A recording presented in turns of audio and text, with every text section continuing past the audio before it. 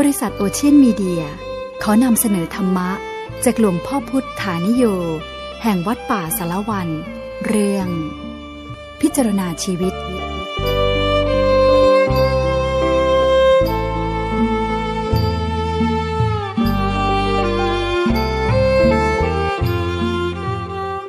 ต่อไปนี้เป็นโอกาสที่จะได้ฟังธรรม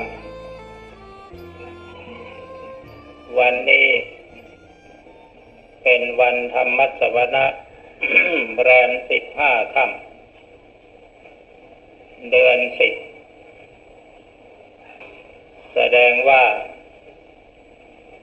เราได้จำพรรษาผ่านพ้นมาแล้วเกือบจะสิ้นพรรษาวันเดือนปีมีขึ้นมีแรมฉันใด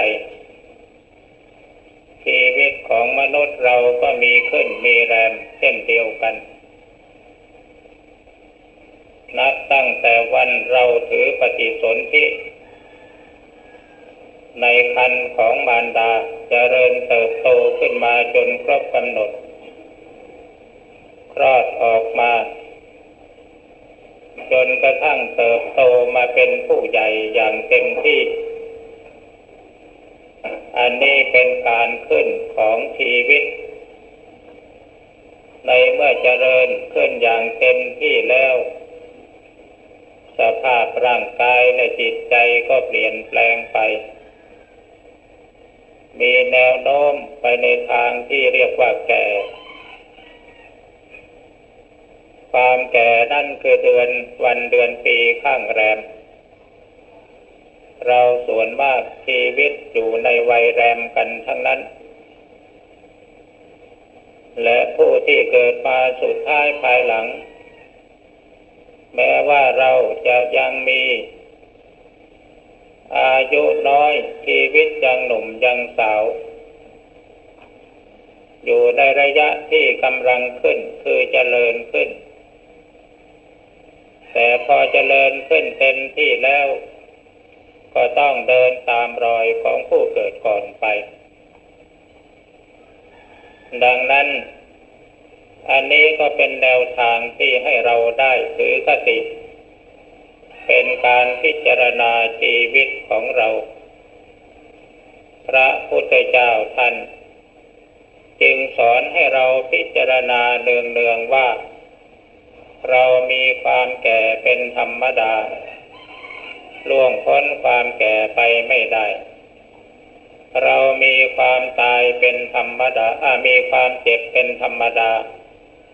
ล่วงพ้นความเจ็บไปไม่ได้เรามีความตายเป็นธรรมดาล่วงพ้นความตายไปไม่ได้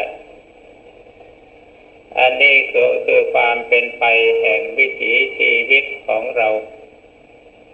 นอกจากนั้นยังสอนให้เราพิจารณาให้รู้ว่าที่เราได้ชีวิตมานี้เป็นมาด้วยกฎของกรรมท่านจึงให้พิจารณาว่ากรรมมัตตคมหิเรามีกรรมเป็นของตนกรรมดายาโดมีกรรมเป็นผู้ให้ผลกรรมบันทุมีกรรมเป็นเผ่าพันธุ์กรรมปฏิสรโนมีกรรมเป็นที่พึ่งอาศัยแล้วก็ให้ทำจิตให้ยอมรับว่าเราจะทำกรรมอันใดไว้ยอมได้รับผลของกรรมนั้นแน่นอนอันนี้เป็นวิถีทางที่ให้เราพิจารณาเพื่อกระตุ้นเตือนความรู้สึกของเราให้มีความไม่ประมาทเพราะความประมาทเป็นหนทางแห่งความตายคนที่เกิดมามีชีวิตอยู่ด้วยความประมาทแม้จะมีอายุยืนตั้ง100 ปีก็ยังสู้บุคคลผู้เกิดมามีอายุเพียงวันเดียวแต่เต็มไปด้วยความไม่ประมาทไม่ได้ดังนั้นบรรดาญาติโยมพุทธบริษัททั้งหลายตลอดทั้งพระภิกษุสงฆ์สามเณรในเมื่อถึงวันธรรมมัสวนะเช่นนี้เราก็สละเวลามาประชุมกัน มาประชุมกันเพื่อบำเพ็ญกรณียกิจอันเป็นกุศลเรามีกายมีวาจาและมีใจเป็นสมบัติของเราเองกายวาจาและใจเป็นที่เกิดของบุญของกุศลบุญกุศลที่เราจะพึงทำนั้นคือหนึ่งการให้ทานสองการรักษาศีลสามการเจริญภาวนา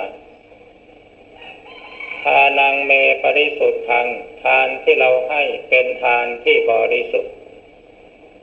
แต่ทั้งหลายมักจะเข้าใจว่าการให้ทานนี้เราจะต้องมีวัสดุสิ่งของเป็นเครื่องสละอันนั้นก็เป็นการถูกต้อง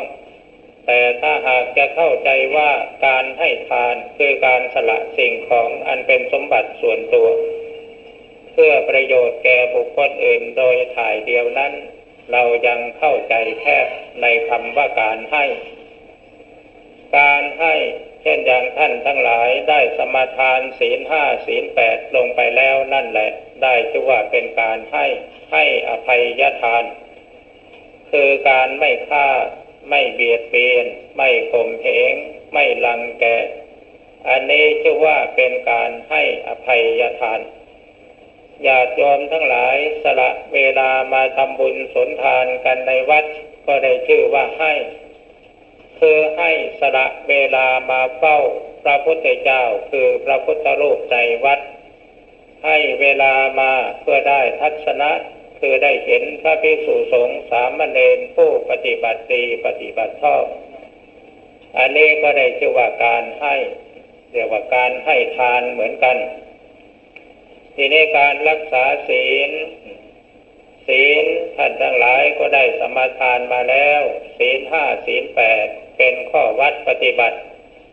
เป็นอุบายวิธีฝึกหัดละความชั่วทางกายทางวาจาความชั่วที่เราจะตั้งใจละเอาได้นั้นคือความชั่วที่เราจะพึงละเมิดด้วยกายด้วยวาจาแต่ส่วนเรื่องใจนั้นเรายังละไม่ได้ก่อนดังนั้นเราจึงมายึดหลักแห่งการละความชั่วด้วยการสมาทานศีลตามชั้นภูมิของตนเองคฤหัสถ์ทั่วไปมีศีลห้าเป็นข้อปฏิบัติก็ได้ชื่อว่าละความชั่วห้าข้อผู้สมาทานศีลแปดก็ได้ละความชั่วแปดข้อผู้มีศีล10ก็ได้ละความชั่ว10ข้อผู้มีศีล227ก็ได้ละความชั่วทั้ง227ข้อซึ่งเป็นไปโดยเจตนาและความตั้งใจว่าเราจะละ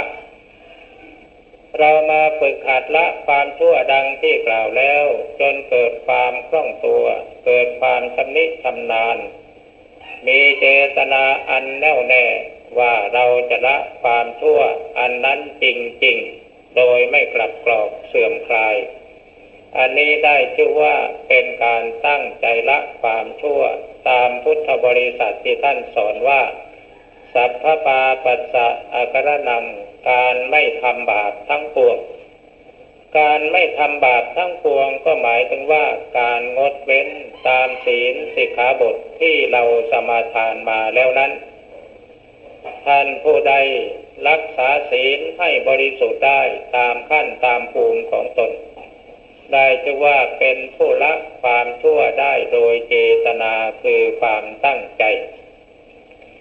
ในขั้นแรกๆเราก็ตั้งใจอดทนตั้งใจละเอาบางทีก็ขาดตกบกพร่องบ้างแต่เราก็ภาคเพียรพยายามที่จะปฏิบัติให้ได้จนกลายเป็นศีลอันบริสุทธิ์เป็นอธิศีลที่เกิดขึ้นในจิตในใจของเรานั้นหนักเข้าเราจะไม่ได้ตั้งเจตนาที่จะละสิ่งใดๆทั้งนั้นแต่หากว่าการประพฤติของเรานั้นมันเป็นไปเพื่อความละเป็นไปเพื่อความงดเว้นเองโดยอัตโนมัติได้ชื่อว่าเป็นผู้มีศีลอันบริสุทธิ์และได้ละความชั่วโดยเจตนาโดยสมบูรณ์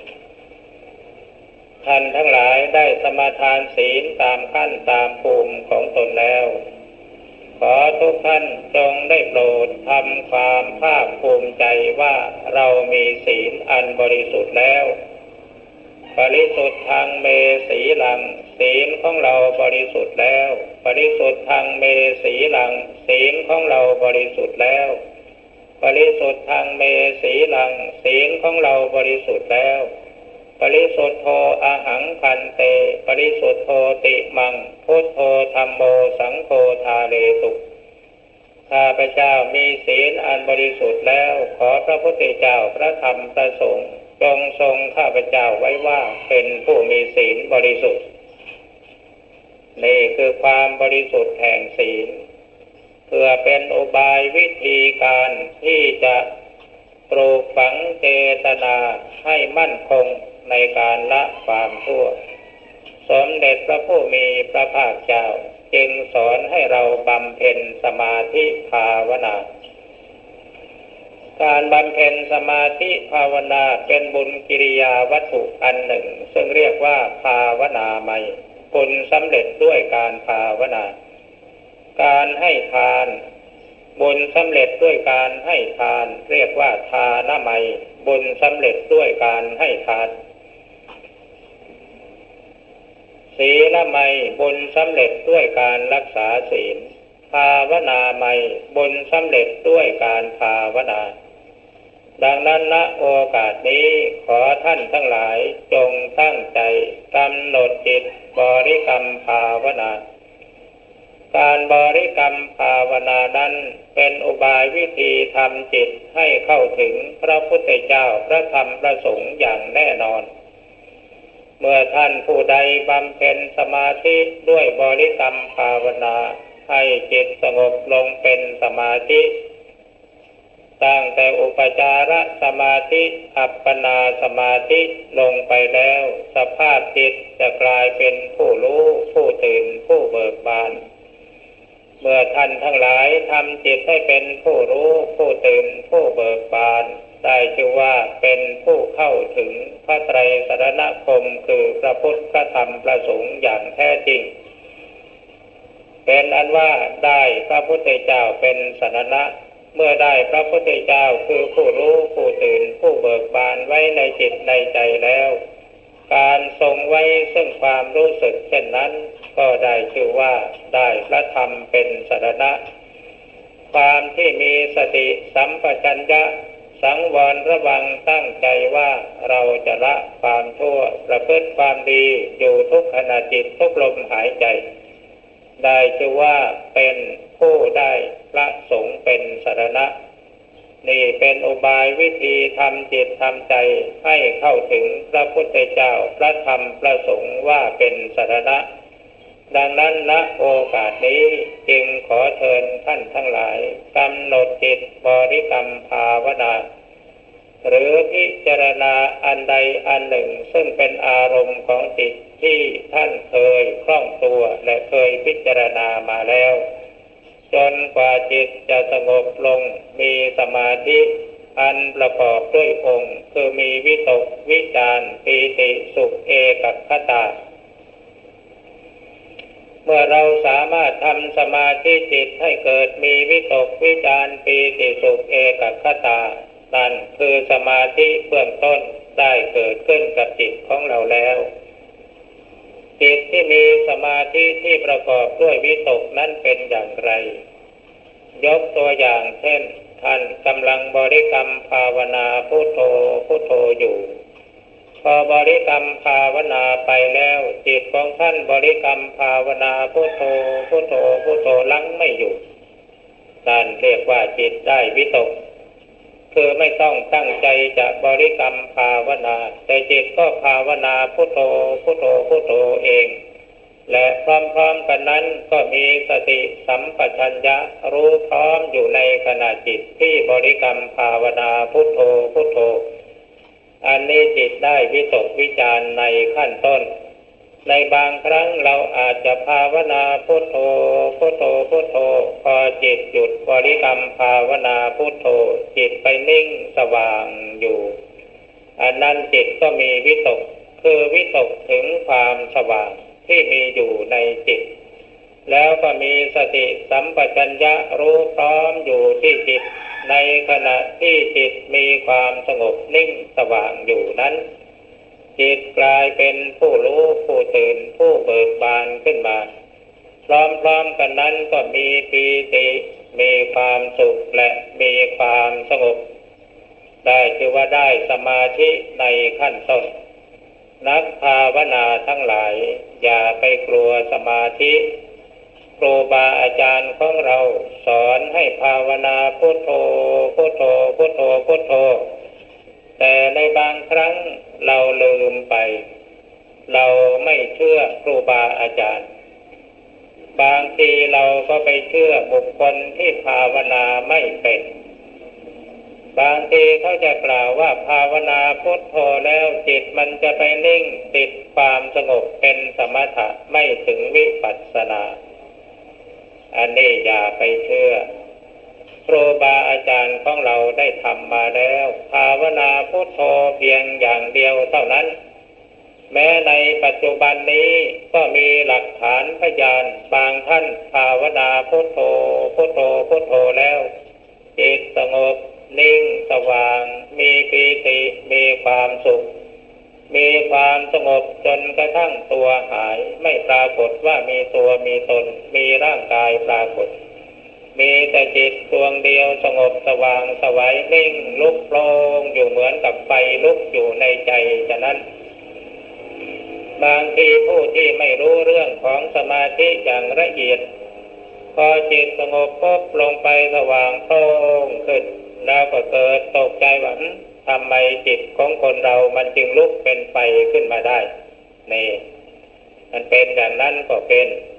ทีนี้ในเมื่อจิตมีความสงบนิ่งสว่างบ่อยๆเข้าสมาธิคือความสงบจิตนั้นเป็นพื้นฐานให้เกิดปัญญาความสงบของจิตทำให้จิตมีพลังงานทำให้จิตมีสติสัมปชัญญะ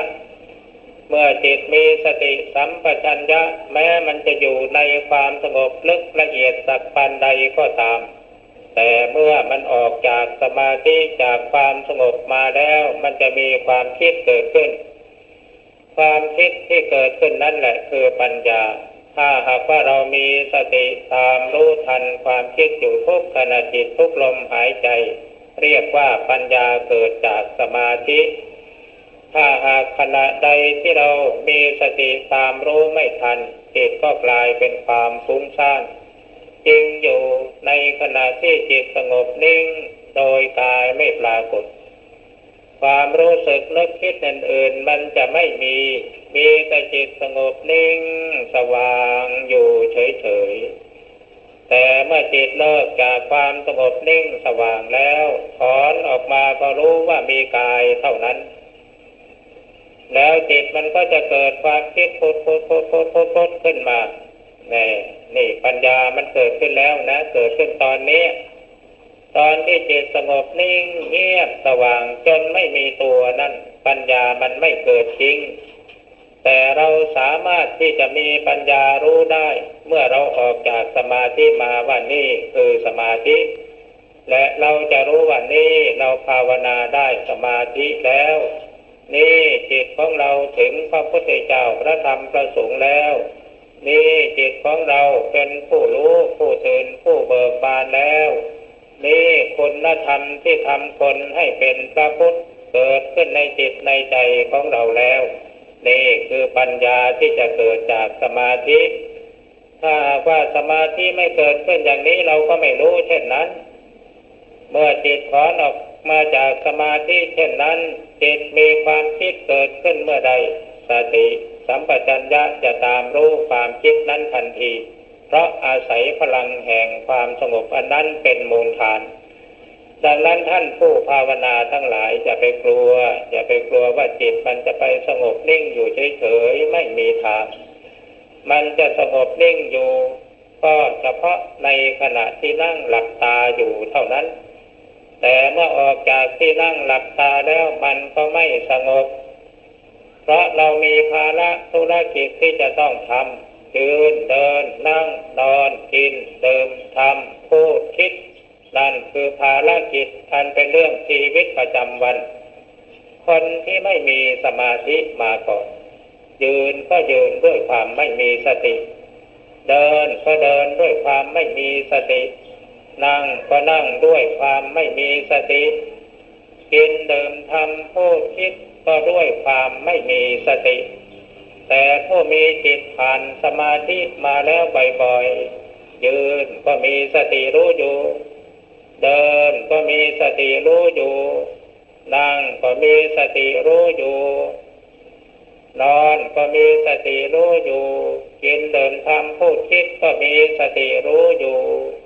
เมื่อมีสติรู้อยู่สติตัวนี้มีพลังแก่กล้าขึ้นจะกลายเป็นปัญญามองสิ่งใดซึ่งผ่านเข้ามาทางตาหูจมูกลิ้นกายและใจด้วยความมีสติจิตที่มีสติรับรู้อะไรแล้วเขาจะมีการพิจารณาโดยความเป็นอัตโนมัติเช่นอย่างเมื่อตาเห็นรูปพอเกิดความยินดีภาพขึ้นมาจะมีสติพิจารณาบางทีก็พิจารณาว่ารูปนี่มันก็เป็นของไม่เที่ยงเป็นทุกข์เป็นอนัตตาบางทีก็พิจารณาว่ารูปที่สดสวยงดงามในที่สุดมันก็ไม่สดไม่สวยไม่งดไม่งามเพราะมันเป็นของปฏิกูลน่าเกลียดโสโครกทีนี้มีหูได้ยินเสียงอะไรเข้ามาถ้าเกิดความยินดียินร้ายผู้มีสติจะเกิดปัญญาพิจารณาทันทีอะไรผ่านเข้ามาทางจมูกทางลิ้นทางกายก็จะมีสติพิจารณาทันทีแม้สิ่งนั้นจะเป็นสิ่งภายนอกจะเป็นสิ่งภายในก็ตามในเมื่อเกิดขึ้นมาแล้วเพราะอาศัยความมีสติ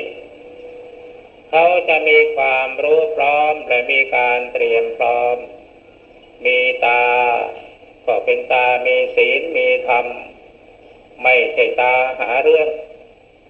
แต่ตาหาเรื่องแล้วก็มองดูใครทำอะไรไม่ถูกอกถูกใจก็หาเรื่องพานทะเลาะกันนั่นเรียกว่าไม่มีสติขาดสติจึงปล่อยให้ตาไปเที่ยวหาเรื่องกับเหตุการณ์ภายนอกเหตุการณ์ภายนอกรูปที่ผ่านเข้ามาในทางสายตานั้นตามันเป็นสิ่งที่มีไว้สำหรับดูแต่เมื่อเราลืมตาอยู่มันก็เห็นหมดทุกสิ่งทุกอย่างนั่นแหละเห็นทั้งสิ่งที่ดีเห็นทั้งสิ่งที่ร้ายเห็นทั้งสิ่งที่สวยเห็นทั้งสิ่งที่งามเห็นทั้งสิ่งที่ขี้ริ้วขี้เหร่เห็นทั้งสิ่งที่น่าชอบใจเห็นทั้งสิ่งที่ไม่น่าชอบใจในเมื่อจิตมีสติสัมปชัญญะรู้พร้อมจิตของเราจะให้ความยุติธรรมแก่สิ่งที่เห็นอะไรที่แสดงออกมาแม้ว่าจะเป็นสิ่งที่เราชอบใจไม่ชอบใจก็ตามจิตที่มีสติย่อมจะเป็นกลางโดยเที่ยงธรรมเห็นอกเขาอกเราใครแสดงอะไรออกมานั่นเป็นอุปนิสัยของเขาอย่างนั้นเสียงที่เราได้ยินใครพูดออกมาดีก็ตามไม่ดีก็ตามจิตที่มีสติจะพิจารณาว่าใครเปล่งเสียงออกมาอย่างไรดีชั่วก็ตามเป็นอุปนิสัยของเขาผู้นั้นกลิ่นที่ผ่านเข้ามาทางจมูกเหม็นหอมก็เป็นเรื่องของกลิ่นจิตเป็นกลางแล้วย่อมไม่ยินดียินร้ายสิ่งที่ผ่านเข้ามาทางลิ้นสัมผัสทางรสอร่อยเปรี้ยวหวานมันเค็มจิตที่เป็นกลางแล้วจะไม่ติไม่ชมกับรสนั้นๆที่ได้แม้สิ่งที่มีสัมผัสในทางกายที่อยู่ที่หลับที่นอนจะอ่อนจะแข็งอย่างไรก็ตามในเมื่อจิตมีสติสัมปชัญญะก็มีแต่ความเป็นกลางเช่นอย่างญาติโยมมาวัดจะมีเสื่อปูให้นั่งก็ตามไม่มีก็ตามจิตที่เป็นกลางมีสติสัมปชัญญะย่อมไม่ติไม่ชมเห็นอะไรก็นึกว่าเป็นเรื่องของธรรมดาเห็นอะไรก็ปลงปัญญาทำจิตเป็นกลางว่าเป็นเรื่องของธรรมดาพิจารณาขมวดเข้าไปสู่หลักของพระไตรลักษณ์ทุกสิ่งทุกอย่างมันแสดงความไม่เที่ยงเป็นทุกข์เป็นอนัตตาของมันทีนี้ทุกสิ่งทุกอย่างซึ่งเป็นเรื่องภายนอกนั้น มีหรือที่มันจะเป็นไปโดยถูกอกถูกใจของเราหมดทุกสิ่งทุกอย่างแม้แต่ลิ้นกับฟันดูในปากมันก็ยังกระทบกันบางทีเคี้ยวอาหารมันก็เผลอไปกัดปากตัวเองเข้าให้แม้แต่สิ่งที่เป็นอยู่ภายในร่างกายของเรา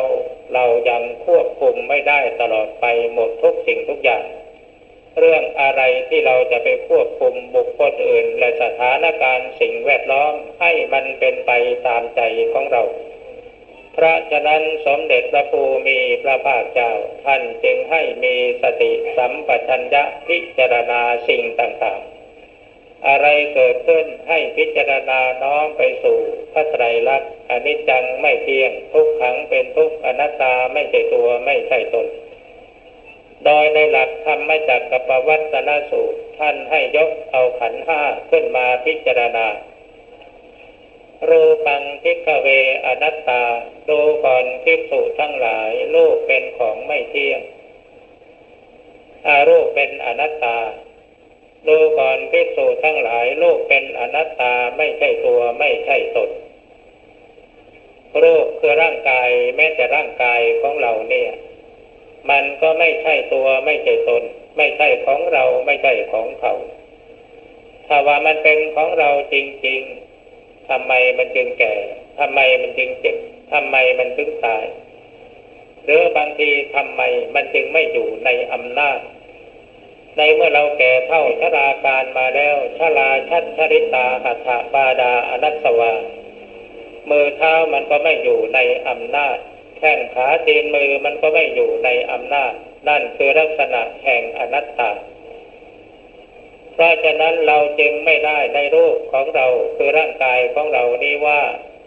ขอรูปกายของเราจงเป็นอย่างนั้นอย่างนั้นอย่าแก่อย่าเจ็บอย่าตายเลยมันก็ไม่เป็นไปตามที่เราต้องการขอรูปของเราจงเป็นอย่างนี้อย่างนี้ที่เราชอบใจมันก็ไม่เป็นไปตามความต้องการเพราะฉะนั้นรูปมันจึงไม่เที่ยงเพราะฉะนั้นรูปมันจึงเป็นทุกข์เพราะฉะนั้นรูปมันจึงเป็นอนัตตาไม่ใช่ตัวไม่ใช่ตนเวทนาอนัตตาเวทนาคือความสุขความทุกข์ไม่สุขไม่ทุกข์มันก็ไม่ใช่ตัวไม่ใช่ตนเวลานี้เรานั่งสมาธิภาวนาอยู่เราอยากให้จิตของเราสงบเป็นสมาธิให้ทันอกทันใจมันก็ไม่เป็นไปตามที่เราต้องการเรานั่งสมาธิอยู่เราไม่อยากจะให้ร่างกายมันปวดมันเมื่อยไม่ให้มีเวทนาทุกข์มันก็ไม่เป็นไปตามความต้องการเราต้องการให้กายของเรามีเวทนาสุขอย่างเดียวมันก็ไม่เป็นไปตามความต้องการเพราะฉะนั้นเวทนามันจึงไม่เที่ยงจึงเป็นทุกข์เป็นอนัตตาสัญญาสังขารวิญญาณอันเป็นเรื่องของขันธ์ห้ามันก็เป็นอนิจจังทุกขังอนัตตาทั้งนั้นอันนี้เป็นแนวทางที่สมเด็จพระผู้มีพระภาคเจ้าให้เราพิจารณาในการพิจารณารูปเวทนาสัญญาสังขารวิญญาณเป็นอนิจจังทุกขังอนัตตาอันนี้เป็นวิธีการปฏิบัติกรรมฐานในสายวิปัสสนากรรมฐานการปฏิบัติกรรมฐานในสายวิปัสสนากรรมฐานคือการหัดใช้ความคิดให้เกิดปัญญา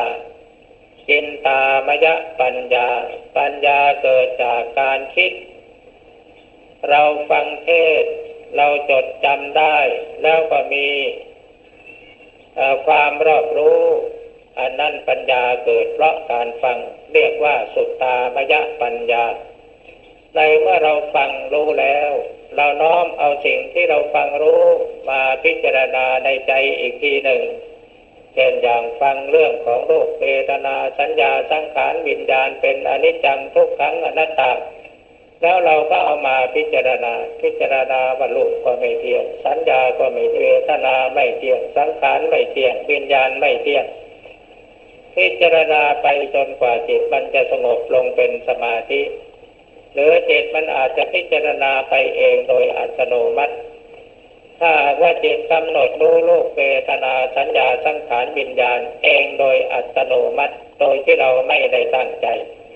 อันนั้นเรียกว่าจิตของเราได้วิตกวิจารในขั้นแห่งพิจารณาทีนี้บางท่านอาจจะสงสัยว่าเมื่อพิจารณารูปเวทนาสัญญาสังขารวิญญาณเป็นอนิจจังทุกขังอนัตตาเมื่อจิตสงบลงไปแล้วจิตมันจะไปพิจารณาว่ารูปไม่เที่ยงสังขารไม่เที่ยงเวทนาสัญญาวิญญาณไม่เที่ยงอะไรทำนองนั้นหรือมันไม่เป็นเช่นนั้นดอกในเมื่อ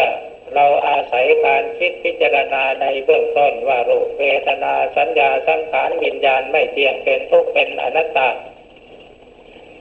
เมื่อจิตสงบลงเป็นสมาธิแล้วมันจะหยุดพิจารณาเรื่องที่เราตั้งใจคิดแล้วก็ไปสงบนิ่งอยู่เฉย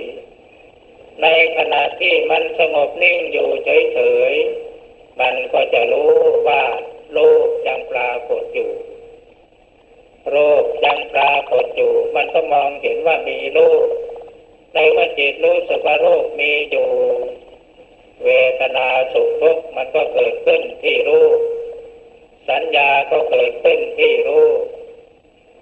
จิตที่คิดอยู่ไม่หยุดก็เพราะมีรูปคือกายเป็นเครื่องมือวิญญาณที่รู้เกิดขึ้นอยู่บ่อยๆก็เพราะมีกายเวทนาสัญญาสังขารวิญญาณมันเกิดขึ้นได้ในขณะที่เรายังมีกายอยู่เมื่อเรานั่งกำหนดจิตดูอยู่ในขณะนี้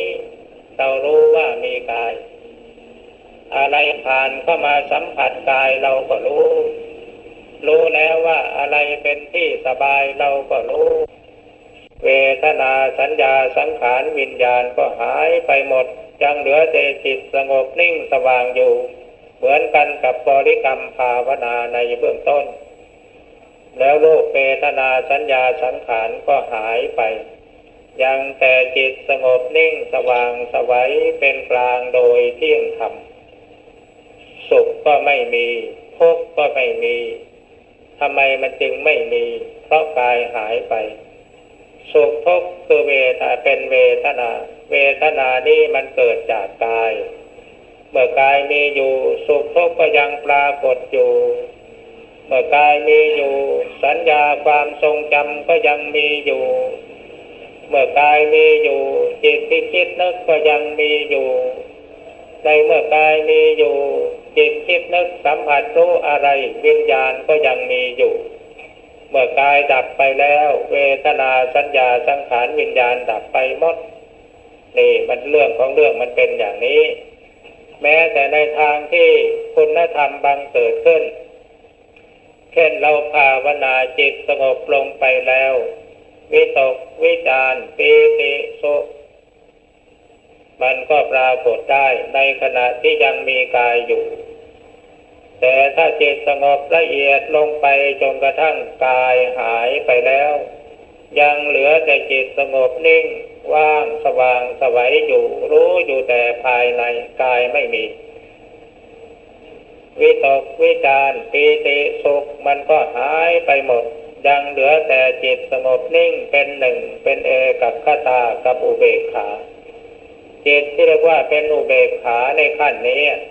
หมายถึงว่าจิตเป็นตัวของตัวเองโดยเที่ยงธรรมจิตไม่ได้พึ่งพาอาศัยอะไรเป็นอารมณ์ไม่ได้ยึดเหนี่ยวอะไรเป็นอารมณ์เป็นแต่จิตรู้ตื่นเบิกบานอยู่ตลอดเวลาจะว่าสุขก็ไม่ใช่จะว่าทุกข์ก็ไม่ใช่มันเป็นกลางหมดทุกสิ่งทุกอย่างความยินดีก็ไม่มีความยินร้ายก็ไม่มีสุขก็ไม่มีทุกข์ก็ไม่มี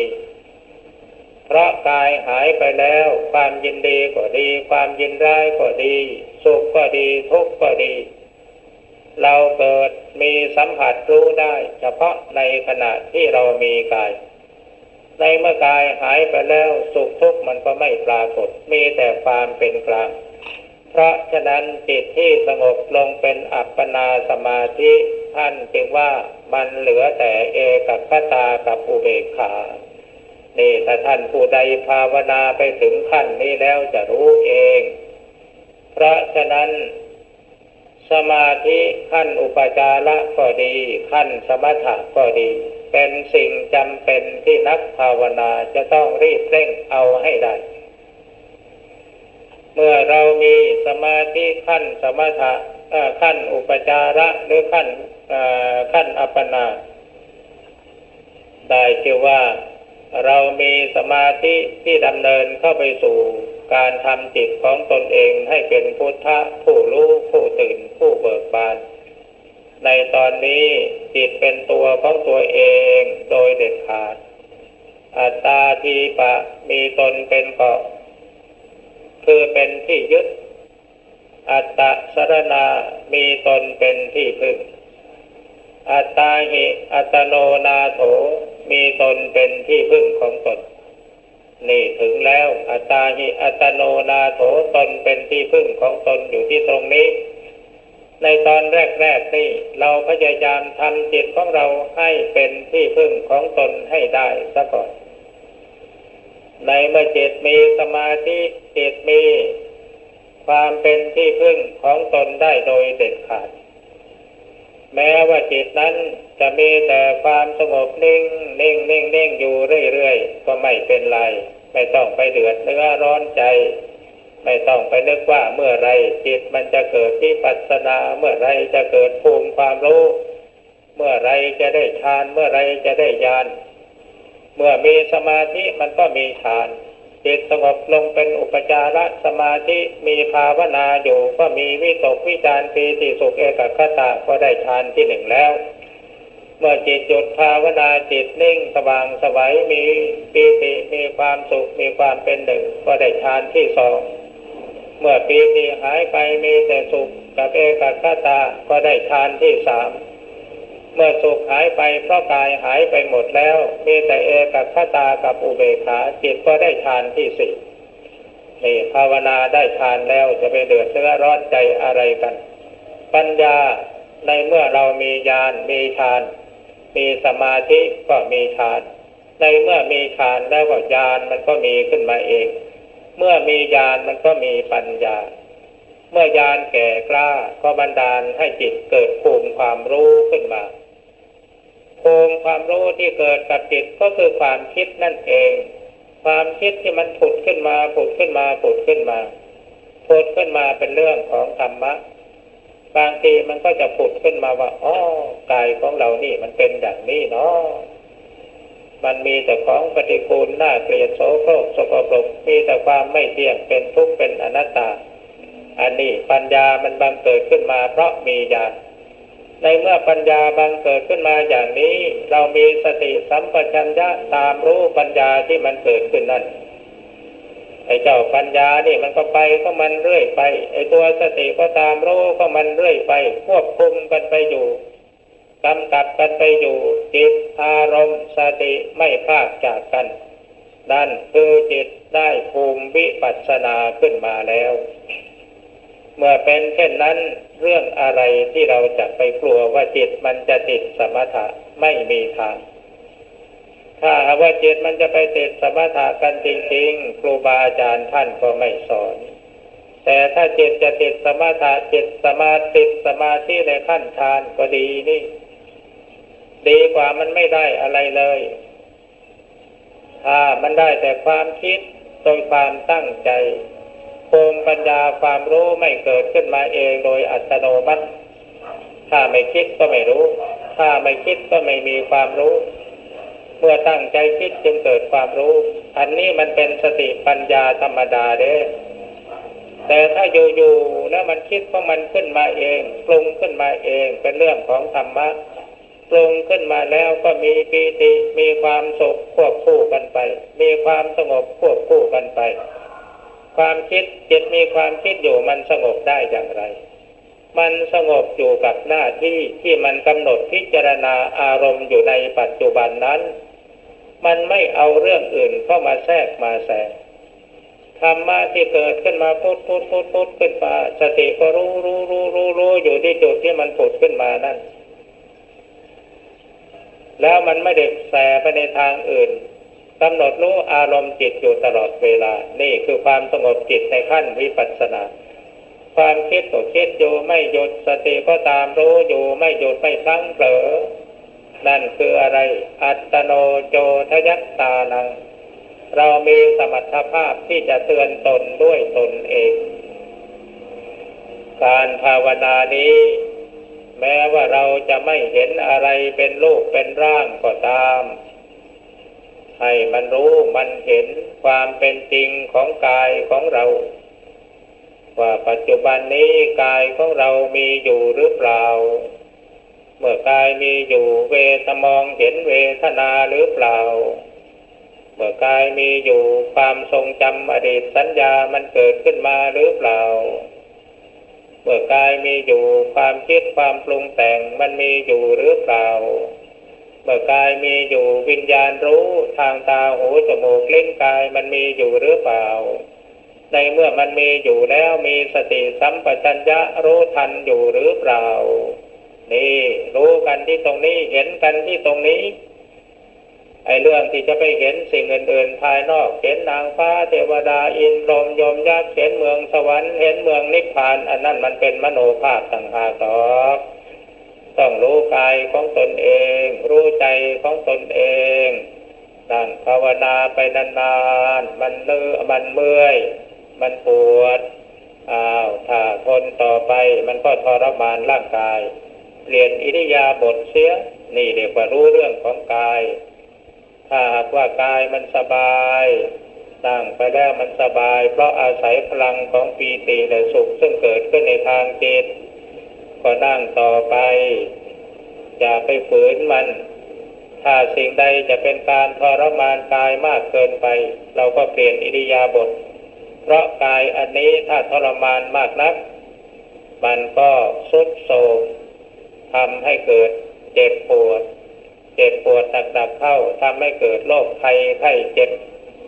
ทีนี้ในทางจิตถ้าปล่อยให้มันฟุ้งไปในทางอกุศลมากเกินไปไม่มีการควบคุมไม่มีศีลมาเป็นเครื่องควบคุมความประพฤติของตัวเองอะไรเกิดขึ้นมาก็ลุกอำนาจแห่งศีลจนมันเคยตัวก็เรียกว่าปล่อยจิตปล่อยใจให้มันเป็นไปตามอำเภอใจไม่มีการควบคุมเมื่อเรารู้ความจริงของกายของจิตมันเป็นอย่างนั้นเมื่อความคิดอันใดมันเกิดขึ้นกุศลก็ตามอกุศลก็ตามเรื่องบาปก็ตามเรื่องบุญก็ตามเมื่อเรามีสติสัมปชัญญะอยู่จิตของเขามันจะทำหน้าที่พิจารณาไปเองถ้าเผื่อว่าเรานั่งสมมติว่าเรานั่งอยู่ในขณะนี้มันคิดอยากจะไปทำอะไรที่ผิดศีลข้อใดข้อหนึ่งถ้าสติมีอยู่มันจะได้ความสำนึกขึ้นมาว่าสิ่งนี้ไม่ควรแก่เราสิ่งนี้ไม่ควรแก่เราเราเป็นลูกศิษย์ของพระพุทธเจ้าแล้วนี่นะจะไปคิดฆ่าคิดแกล้งคิดลักคิดขโมยคิดด่าคิดทอคิดนินทาว่าร้ายกันอะไรมันไม่ใช่วิสัยของผู้ปฏิบัติธรรมนะเราเป็นลูกศิษย์ของพระพุทธเจ้าแล้วต้องเรียนแบบพระพุทธเจ้านะพระพุทธเจ้าฆ่าสัตว์ไม่เป็นเราก็ไม่ฆ่าพระพุทธเจ้าไม่ทรมานสัตว์เราก็ไม่ทรมานพระพุทธเจ้าลักขโมยช่อโกงไม่เป็นเราก็เอาแบบท่านพระพุทธเจ้าไม่ประพฤติผิดกาเมสุมิจฉาจารเราก็เอาอย่างท่านพระพุทธเจ้าโกหกหลอกลวงไม่เป็นเราก็เอาอย่างท่านพระพุทธเจ้าไม่ทรมานตนไม่ทรมานคนอื่นด้วยการดื่มสุราเมรัยหรือมัวเมาในสิ่งที่จะทำให้เสียผู้เสียคนเราก็เอาอย่างพระพุทธเจ้าสิ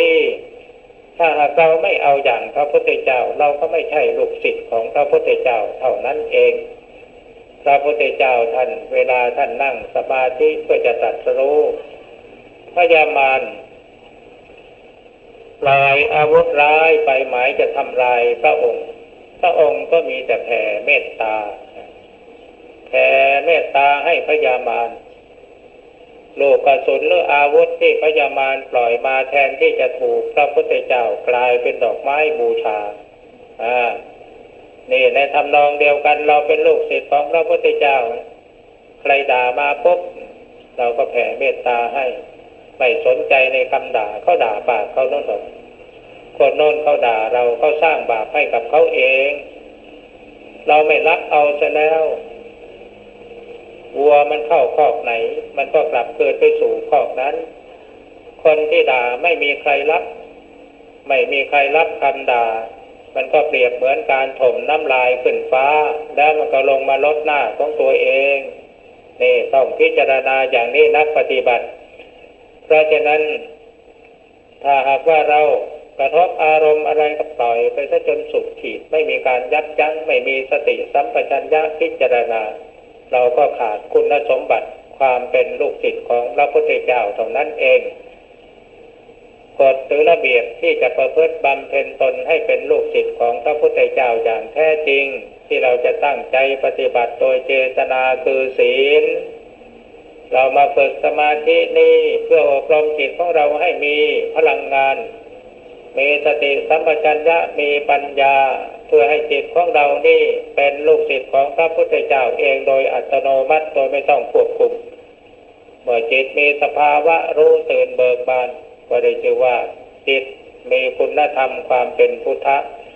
โดยปกติผู้ที่มีจิตเป็นสภาวะผู้รู้ผู้ตื่นผู้เบิกบานแล้ว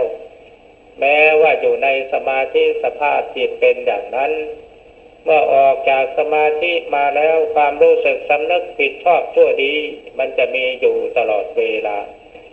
ตามธรรมดาของบุคคลผู้มีความรู้สึกสำนึกผิดชอบชั่วดีเขาจะต้องมีเจตนาว่าเราจะละความชั่วประพฤติความดีทำจิตให้บริสุทธิ์สะอาดอยู่เสมอได้ในภาษิตที่พระพุทธเจ้าตรัสสอนไว้ว่าสัพพปาปัสสะอาการนังกุสลโสกสัมปดาสัจจิตตปริโยดะปนังเอตังบุทธานะสาสนังการไม่ทำบาปทั้งปวงการยังกุศลให้ถึงพร้อมการชำระจิตให้บริสุทธิ์สะอาดนี่คือคำสอนของผู้รู้คือพระพุทธเจ้าทั้งหลายทีนี้แหมการที่จะทำจิตให้บริสุทธิ์สะอาดนี่มันยากเหลือเกินความบริสุทธิ์สะอาดของจิตเนี่ยมันมีโดยเจตนาผู้ที่มีเจตนาจะรักษาศีลให้บริสุทธิ์สะอาดนั่นคือทำจิตให้บริสุทธิ์สะอาดเมื่ออบรมจิตให้มันคุ้นต่อการทำจิตเช่นนั้นจนคล่องตัวแล้วต่อไปจิตมันก็จะบริสุทธิ์สะอาดเองพระภิกษุสงฆ์สามเณรมีความซื่อสัตย์ตรงไปตรงมาต่อหน้าที่มีความซื่อสัตย์ตรงไปตรงมาต่อเพื่อนสมณะด้วยกันมีการรักษาศีลให้บริสุทธิ์กายวาจาให้บริสุทธิ์สะอาดทำตนให้เป็นผู้งามในเบื้องต้นทำจิตให้มีเมตตาปราณีทำจิตให้มีความมั่นคงเป็นผู้ทำความงามในท่ามกลางทำจิตให้มีสติสัมปชัญญะรอบรู้และมีเจตนาที่จะละเว้นความชั่วประพฤติความดีทำใจให้บริสุทธิ์สะอาดอยู่เสมอได้ชื่อว่าเป็นผู้ทำความงามในเบื้องปลายอาทิกัลยาณังงามในเบื้องต้นคือศีลอันบริสุทธิ์มัชเทกัลยาณังงามในท่ามกลางคือสมาธิปริโยสานะกัลยาณังงามในเบื้องปลายคือปัญญาเมื่อศีลสมาธิปัญญางามพร้อมรวมลงเป็นหนึ่งมีแต่สติวินัยโยปรากฏเด่นชัดอยู่ที่จิตต่อนั้นไปคืออะไรเอกายโนมัคโคสัมมาดัคฆาโตสัตตานังวิสุทธิยาคือทางดำเนินไปเพื่อความบริสุทธิ์สะอาดของสัตว์ทั้งหลายด้วยประการฉะนี้วันนี้ขอแสดงธรรมะพอเป็นเครื่องประดับสติปัญญาของท่านพุทธบริษัททั้งหลายก็เห็นว่าพอสมควรแก่กาลเวลาจึงขอยุติด้วยประการปัญหาที่ว่าผีมีผีไม่มีอาตมาเคยถูกพุทธบริษัทถามอยู่บ่อยๆว่าหลวงพ่อว่าผีมีไหมแล้วคุณล่ะคุณว่าผีมีไหม เขาบอกว่าผมคิดว่าผีไม่มีแล้วคุณไปในที่มืดคุณกลัวไหมกลัวเหมือนกันกลัวอะไรกลัวความมืดเขาว่าอย่างนั้นแต่แท้ที่จริงก็กลัวผีนั่นแหละ ทั้งที่เขาเองก็ปฏิเสธว่าผีไม่มีแต่เขาก็กลัวทีนี้เขาย้อนถามหลวงพ่อว่าหลวงพ่อว่าผีมีไหม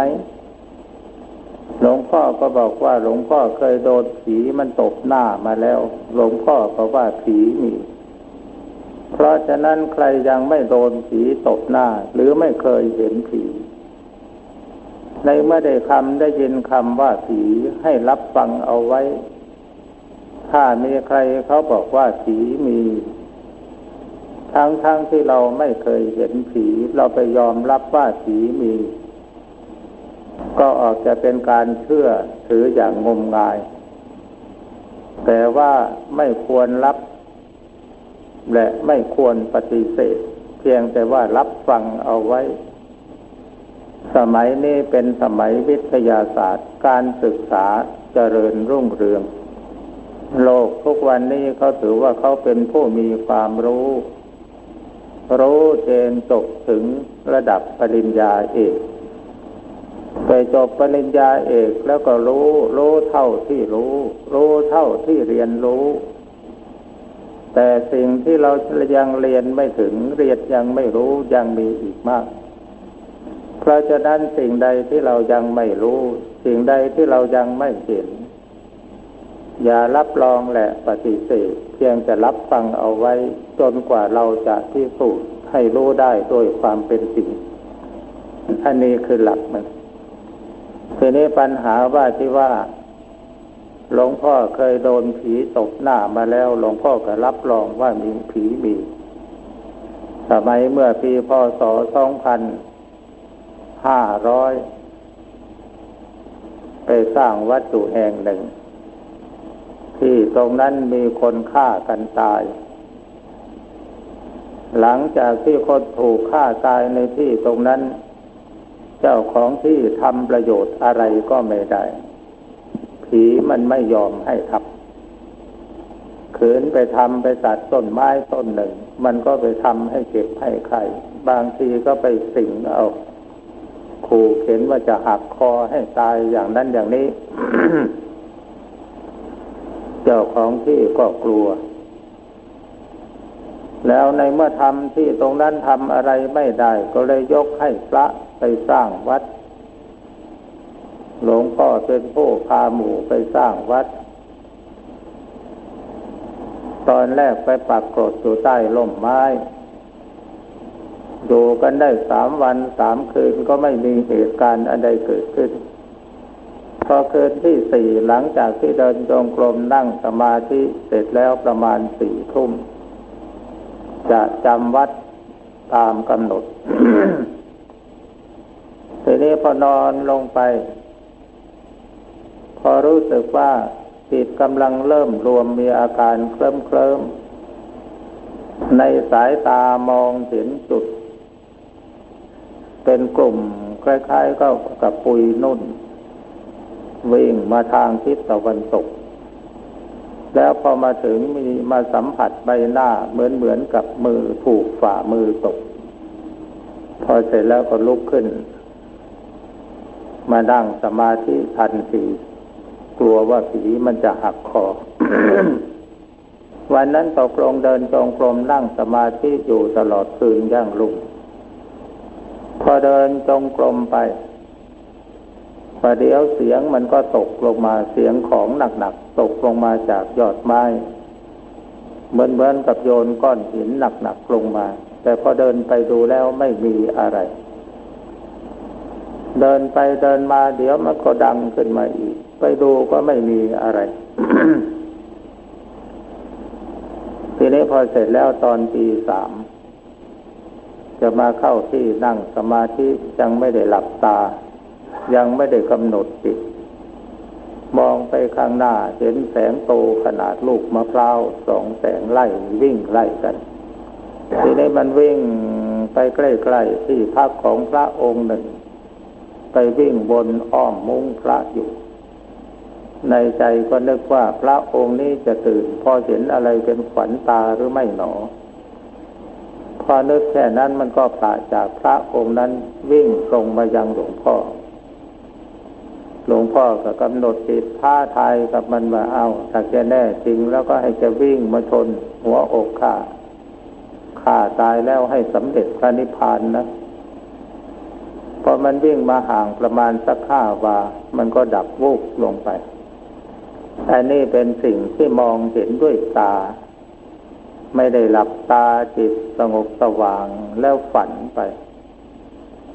นั่งมองดูกันอยู่อย่างที่เราดูกันอยู่เดี๋ยวนี้แหละทีนี้พอหลังจากนั้นมันก็รบกวนอยู่เรื่อยเอามนต์บทไหนมาท่องมันก็ไม่หายอยู่มาวันหนึ่งพอนอนหลับไปก็ไปเกิดฝันว่าได้สวดกรณียเมตตาสูตรพอตื่นขึ้นมาก็มารู้ว่าของแก้มันอยู่ที่ตรงนี้เองเรื่องกรณียเมตตาสูตรที่เกิดขึ้นมูลเหตุเกิดแห่งกรณียเมตตาสูตรมีเรื่องเล่าว่าพระภิกษุจำนวนหนึ่งไปบำเพ็ญเพียรอยู่ในป่าห่างไกลจากหมู่บ้านพอเสร็จแล้วถูกพูดผีปีศาจมันรบกวนมันมาแสดงตัวให้มองเห็นหน้าตาน่าเกลียดน่ากลัวส่งกลิ่นเหม็นยังกระซากศพ พอเสร็จแล้วพระทั้งหลายเห็นเข้าก็กลัวพากันไปกราบพระพุทธเจ้าท่านก็สอนให้พระเรียนเอากรณียเมตตาสูตร กรณียเมตตาสูตรเป็นสูตรที่พระไปสวดมนต์สวดมงคลในบ้านแต่ส่วนใหญ่ท่านจะไปย่อเอาตรงเมตตัญจะสัพพโลกัสสมิงแต่บทต้นมันกรณียมัฏฐกุสเลนะยันตังสันตังปะทังอภิสเมจจะไปจนจบทีนี้พอพระพุทธเจ้าท่านให้พระเรียนกรณียเมตตาสูตรแล้วท่านก็แนะวิธีบอกว่าพอพวกเธอไปถึงปากดงให้กำหนดจิตสวดพุทธคุณธรรมคุณสังฆคุณแล้วก็สวดกรณียเมตตาสูตรแล้วเดินเข้าไปเถิดพูดผีปีศาจมันจะไม่รบกวนพระก็ไปปฏิบัติตามที่พระพุทธเจ้าทรงสอน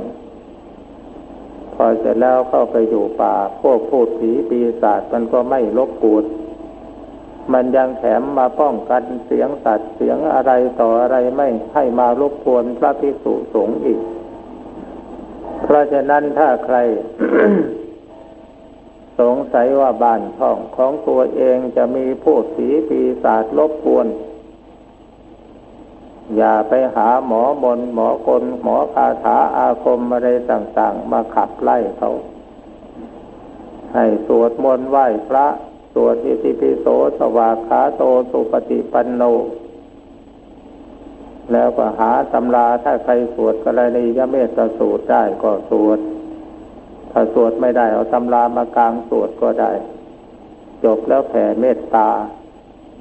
ผู้ผีปีศาจมันจะไม่รบกวนทีนี้ในเมื่อสวดกรณียเมตตาสูตรแล้วมันกลัวเราหรือเขาไม่กลัวแต่เขาไม่คิดร้ายต่อเราแล้วเขาจะมาเป็นมิตรต่อเราคนเราทำความดีต่อกันก็มีดีตอบสนองกันฉันใดผู้ผีปีศาจที่เขา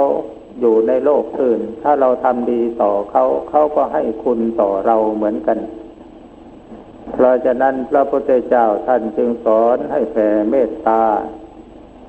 สัพเพสัตตาสุขิตาโหนตุสัพเพสัตตาอเวลาโหนตุขอสัตว์ทั้งหลายทั้งปวงจงเป็นผู้มีสุขกายสุขใจอย่าได้เบียดเบียนซึ่งกันและกันจงมีสุขรักษาตนให้พ้นภัยทั้งปวงเถิดเราปฏิบัติกันอย่างนี้ แล้วพูดผีปีศาจมันจะไม่รบกวนอันนี้เป็นประสบการณ์สิ่งที่เรามองไม่เห็นด้วยตา แต่บางครั้งเราก็อาจมองเห็นได้ถ้าเขาแสดงตัวให้เราเห็นทีนี้เรามาพูดกันถึงเรื่องการบำเพ็ญสมาธิภาวนานโยบายของกระทรวงศึกษาธิการมีแนวโน้มให้ครูบาอาจารย์ฝึกอบรมนักเรียนนักศึกษาซึ่งเป็นลูกศิษย์ของตนให้ปฏิบัติสมาธิภาวนาหลวงพ่อเป็นพระเป็นสงฆ์ก็เคยเป็นนักเรียนนักศึกษามาเหมือนกันสมัยที่เป็นสามเณรเรียนทั้งหนังสือเรียนทั้งปฏิบัติสมาธิภาวนาอยู่มาวันหนึ่งมีอาจารย์ระดับพระเถระท่านหนึ่งท่านบอกว่าเนรจะเรียนก็ตั้งใจเรียนจะปฏิบัติก็ตั้งใจปฏิบัติไปจับปลาหลายมือมันไม่สำเร็จหรอกท่านว่าอย่างนั้นทีนี้หลวงพ่อก็ออกจะเป็นสามเณรที่หัวดื้อหัวรั้นหน่อยก็เลยมานึกว่าทำสมาธินี่มีแต่นั่งหลับตาภาวนาท่องมนต์อย่างเดียวหรือวิธีการอื่นๆที่เราจะทำสมาธินี่จะไม่มีบ้างเลยใจมันก็คิดขึ้นมาจากนี้ทีนี้ก็ไปนึกถึงบทกสิณ10กสิณ10ท่านสอนให้เพ่งดินเพ่งน้ำเพ่งลมเพ่งไฟเพ่งสีต่างๆสีเขียวสีแดงสีขาวอะไรตามหลักสูตรของท่านทีนี้ก็มานึกว่าในร่างกายของเราที่มีธาตุสี่ดินน้ำลมไฟตัวอาจารย์ที่สอนเราก็มีธาตุสี่ดินน้ำลมไฟเหมือนกันในตำราท่านสอนให้เราเพ่งดินเพ่งน้ำเพ่งลมเพ่งไฟเป็นอย่างๆไปนี่เราจะเอาตัวอาจารย์ซึ่งมีธาตุสี่ดินน้ำลมไฟประชุมกันอยู่นี่เป็นดวงกสิณสำหรับเพ่งพอเสร็จแล้วพอเข้าไปห้องเรียน